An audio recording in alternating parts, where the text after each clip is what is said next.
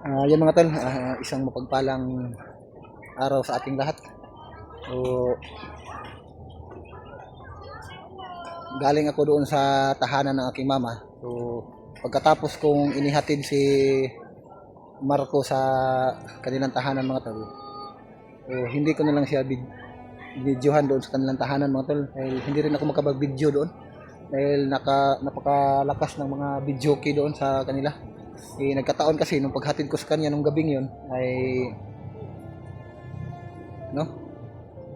may nagdaraos ng kaarawan doon, kaya hindi na lang ako nag-video. Lakas talaga ng video ko doon. So, inabuti ko na lang para din sa safety nila ay hindi na lang ako nag-video. So, after naman noon ay pumunta ako kaagad sa aking mama. So, pagkatapos ko lang binisita yung kalagayan ng aking mama doon, pauwi na sana ako. Nakadaan ako dito mga tol. Medyo mainit kasi yung panahon. Magpalamig muna ako dito. So mag-isa lang ako. Pero may mga tao naman din dito na naliligo konti. So malapit lang ito sa bundok mga tol. Pero malapit din sa sa lungsod. So may bundok dito malapit. Pero walang problema dito dahil maraming mga tao nakatira dito.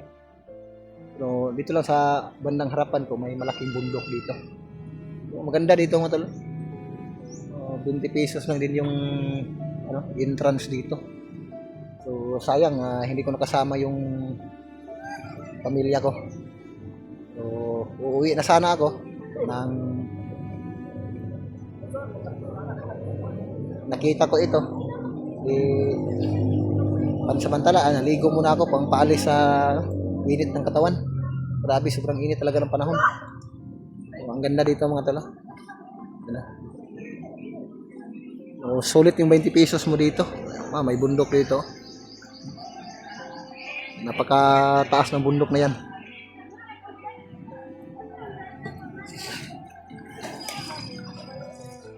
So, ligo tayo mga tol. Kailangan ko muna mag-swimming. I-enjoy ko lang yung sarili ko.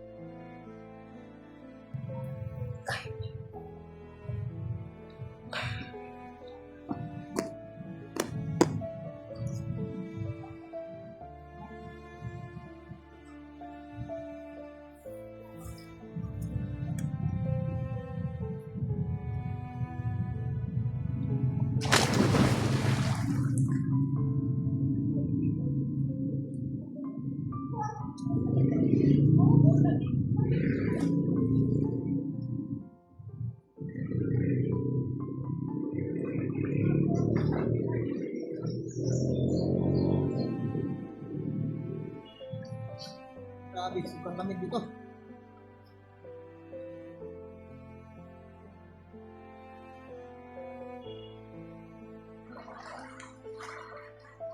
Lamig pa.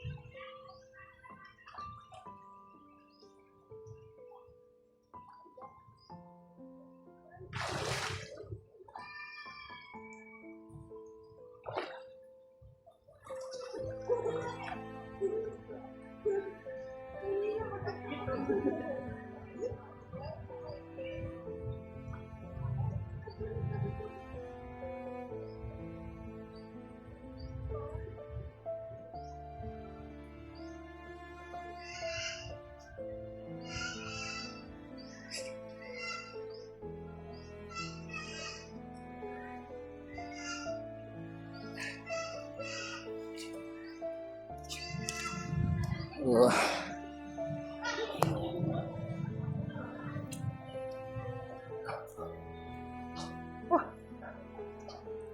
medyo mainit yung panahon pero mabuti malamig yung tubig.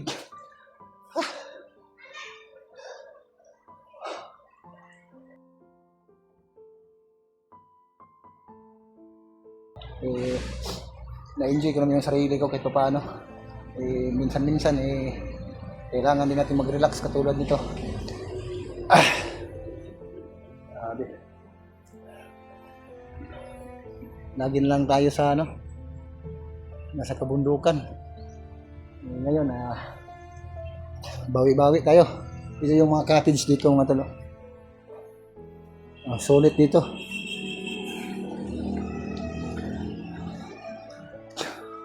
Tahimik dito mga talo.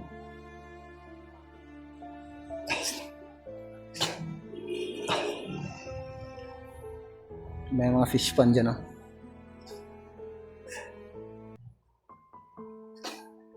may mga isda po. Tilapia.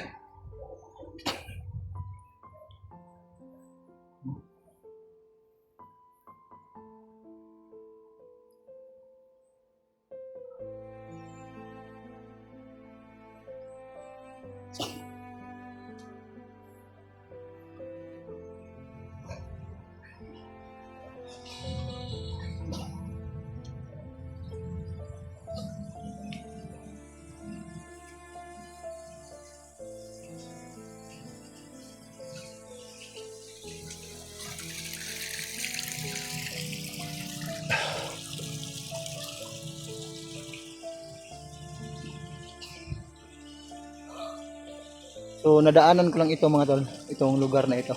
Eh,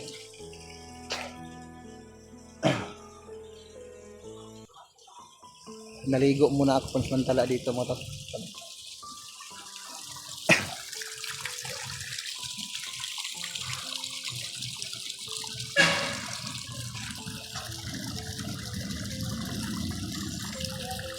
So tatlo itong swimming pool dito. Diyan sa gitna pang ano, swimming pool ng bata.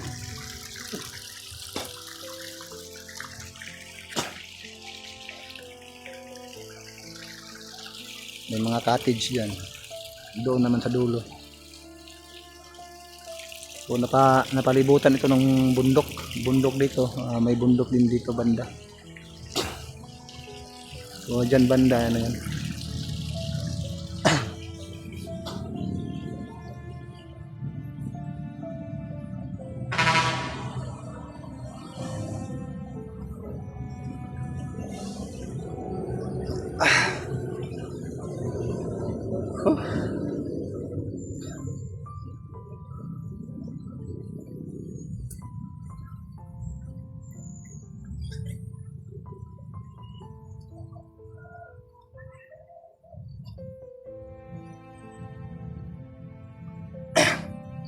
So ayan mga tol, abangan nyo na lang yung pagbalik ko ukyat sa Kagubatan mga tol.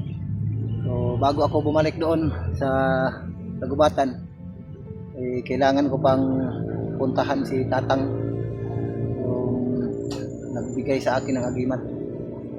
Bisitahin ko muna para sa ganung paraan ay sumaya din yun si Tatang mga tol.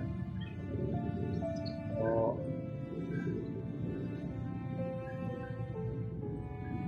pagkatapos nito ay uuwi na ako mga tol. So, maraming salamat sa inyo no sa patuloy niyo pong pagsuporta sa akin. So, ligo muna tayo mga tol dahil napakainit na panahon. Para man lang malamigan yung katawan natin no.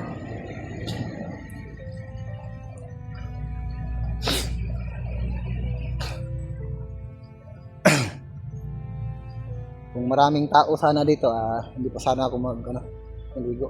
Buti na lang eh kakaunti lang yung tao na naligo dito.